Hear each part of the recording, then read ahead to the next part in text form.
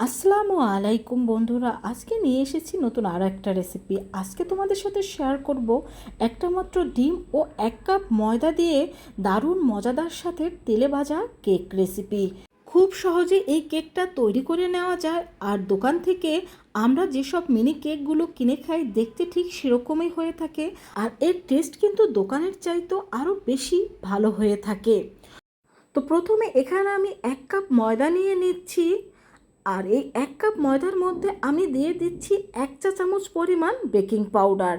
এখন এই baking powder আর ময়দাটাকে আমি চেলে নেব। বন্ধুরা, তোমরা যদি আমার মতো এরকম পারফেক্টভাবে তেলে ভেজে কেকটা তৈরি করে নিতে চাও, অবশ্যই কিন্তু সম্পূর্ণ ভিডিওর সাথেই থাকতে হবে। তো এটাকে চেলে নেওয়ার পরে এখন এই বেকিং পাউডার আর ময়দাটাকে কিন্তু একসাথে মিশিয়ে আমি এক সাইড করে এটাকে রেখে দেব। আর এখানে আমি নিয়ে নিচ্ছি একটা স্বাভাবিক তাপমাত্রার ডিম। এখানে কিন্তু কেক তৈরির ক্ষেত্রে অবশ্যই স্বাভাবিক তাপমাত্রার ডিম নিতে হবে। দিয়ে দিচ্ছি 1/2 কাপের মতো গুঁড়া করে রাখা চিনি। এই চিনিটাকে আমি গুঁড়া করে নিয়েছি। এখানে চিনিটা অবশ্যই গুঁড়া করে ব্যবহার করবেন, কারণ এখানে কিন্তু আমরা হ্যান্ড বিটার ব্যবহার করব না। দিয়ে দিচ্ছি 1 চিমটির মতো লবণ। তো এখন একটা হ্যান্ড উইক্সের সাহায্যে এই চিনি আর ডিমটাকে আমি ভালোভাবে একসাথে ফেটিয়ে নেব। এখানে আপনাদের হাতের কাছে হ্যান্ড উইক্স না থাকলে একটা কাঁটা চামচের সাহায্যে এই কাজটা করে নিতে পারেন। বন্ধুরা, কেক তৈরি করার ক্ষেত্রে কিন্তু চিনিটা ভালোভাবে গলিয়ে নিতে হয়। সেক্ষেত্রে যদি তোমরা এখানে আস্ত চিনিটা ব্যবহার করো, এটা বিট করতে অনেক সময় লাগবে, আর এই চিনিটা অনেক সময় গলেও না। এজন্য এখানে অবশ্যই গুঁড়া করা চিনিটা ব্যবহার করবে।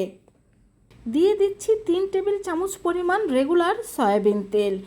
তো এই তেলটা দেওয়ার পরেও কিন্তু আমি ভালোভাবে এই ডিম তেল আর চিনিটাকে ভালোভাবে হ্যান্ড উইক্সের মাধ্যমে বিট করে নিচ্ছি। আর এখানে একটু সময় নিয়ে তোমরা এটাকে বিট করে নেবে।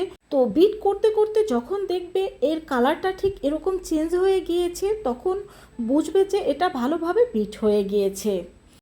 তো আমরা যে বেকিং পাউডার আর ময়দাটা চেলে রেখেছিলাম, এখন তা এখানে অল্প অল্প করে দিয়ে আমরা এই ব্যাটারের সাথে মিশিয়ে আমরা কেকের পারফেক্ট একটা ব্যাটার তৈরি করে নেব।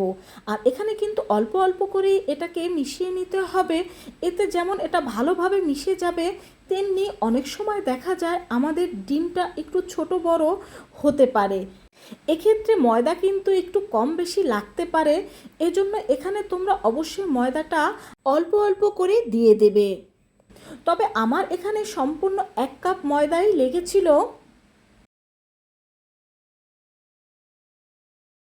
তো সম্পূর্ণ ময়দাটা মিশিয়ে নেওয়ার পরে কিন্তু আমাদের ব্যাটারটা ঠিক এরকম হয়েছে। তেলে ভেজে কেক তৈরি করতে হলে কিন্তু ব্যাটারটা ঠিক এরকমভাবেই তৈরি করে নিতে হবে। এখন এই ব্যাটারটাকে আমি 10 মিনিটের জন্য ঢেকে রেখে দেব। তো ফিরে আসলাম 10 মিনিট পরে। আমাদের ব্যাটারটা কিন্তু কেক তৈরি করার জন্য একেবারে তৈরি। তো একটা কাঁটা চামচের সাহায্যে এটাকে আমি আবার একটু ভালোভাবে নেড়ে নিচ্ছি। এখন এই কেকটাকে সমানভাবে তৈরি করে নেওয়ার জন্য এখানে আমি একটা মেজারমেন্ট কাপ নেব। এখন এই মেজারমেন্ট কাপে আমি সামান্য একটু তেল মেখে নিচ্ছি। এখন এই মেজারমেন্ট কাপ দিয়ে এভাবে ঠিক মেপে মেপে আমরা এই কেকগুলো তৈরি করে নেব। এখন আমি আমার হাতে একটু সামান্য তেল মেখে নেব, যাতে হাতে ব্যাটারটা লেগে না যায়। তো এই মেজারমেন্ট কাপ থেকে আমি এই ব্যাটারটাকে তুলে নিচ্ছি। তো ব্যাটারটাকে তুলে নেওয়ার পরে এখন হাতের সাহায্যে আমি এটাকে এইভাবে করে চেপে চেপে গোলাকার একটা কেকের শেপ দিয়ে দেব। তো এই তো আমাদের একটা কেক তৈরি হয়ে গিয়েছে। আর এটা কিন্তু তৈরি করার সাথে সাথেই চুলায় তেলে দিয়ে দিতে হবে। আর তেলটা হালকা গরম হলেই এর মধ্যে আমরা এই একটা একটা করে কেক তৈরি করে দিয়ে দেব। এখানে এই কেকগুলো কিন্তু মিডিয়াম হিট অথবা হাই হিটে ভেজে নেওয়া যাবে না। এতে দেখা যাবে কালার চলে আসবে, কিন্তু ভেতরটা পারফেক্ট হবে না। এজন্য এটাকে আমরা মিডিয়াম টু লো হিটেই ভেজে নেব। আর বন্ধুরা, দেখতেই পাচ্ছ কেকগুলো কিন্তু একেবারে ফুলে ডাবল হয়ে গিয়েছে। এখন এই কেকগুলোর একটা সাইড হয়ে গেলে আমি অন্য একটা সাইড উল্টে দেব। যাদের কাছে কেক তৈরি করে বেক করা একটা কঠিন ঝামেলা বা কঠিন কাজ মনে হয়, তারা কিন্তু খুব সহজে তেলে ভেজে এইভাবে এই কেকটা তৈরি করে নিতে পারেন। এটা কিন্তু বেক করা কেকের চাইতে স্বাদ কোনো অংশে কম হবে না। তো এরই মধ্যে আমি সব কেকগুলো উল্টে দিয়েছি, দেখতেই পাচ্ছেন। আর এগুলো কিন্তু সবগুলো অনেকটা ফুলে উঠেছে। আর 1 কাপ ময়দা আর একটি ডিম দিয়ে কিন্তু এখানে অনেকগুলো মিনি কেক আপনারা খুব সহজেই তৈরি করে নিতে পারবেন। আর এটা খেতে কতটা যে টেস্টি সেটা বাসায় একবার তৈরি করে খেলেই বুঝবেন।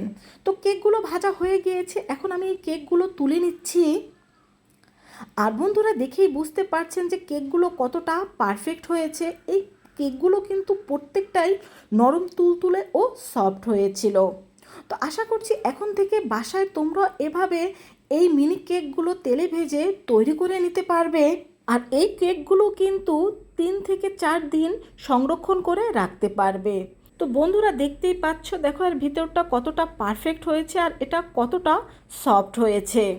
তো আশা করছি রেসিপিটি তোমাদের খুব ভালো লেগেছে। ভালো লাগলে কমেন্ট করে জানাবে। সবাই ভালো থেকো। আল্লাহ হাফেজ।